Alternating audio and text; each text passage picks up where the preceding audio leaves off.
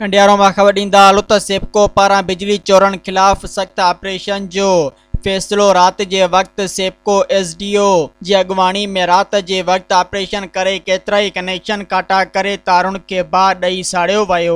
हुकूमत पाकिस्तान जी हिदायतुनि बाद सेप्को अंदरि 1 जनवरी खां कानून नाफ़िज़ कंदड़ इदारनि रेंजर्स FIA समेत ॿियनि एजेंसियुनि सां गॾु बिजली चोरनि ऐं बक़ाइदारनि ख़िलाफ़ कार्रवाई कई वेंदी। सेप्को SDO कंडियारो मोहम्मद हाशिम समूह जो चवणु आहे त सेप्को जूं स्पेशल टीमूं जोड़ियूं वयूं आहिनि जेके बिजली चोरनि ख़िलाफ़ कार्रवायूं अमल में आणींदियूं।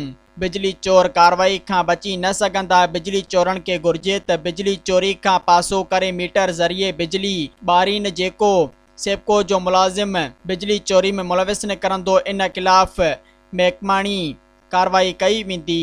हिन जो चवणु हो त चीफ एग्ज़ीक्यूटिव सेप्को सखर एजाज़ चन्ना जी हिदायतुनि ते बिजली चोरनि ख़िलाफ़ कार्रवायूं तेज़ कयूं वयूं आहिनि। मज़ीद ख़बरनि ऐं तफ़सीलात लाइ विज़िट कयो असांजी वेबसाइट www.awamiNewsHD.com ऐं ॾिसंदा रहो अवामी न्यूज़ HD।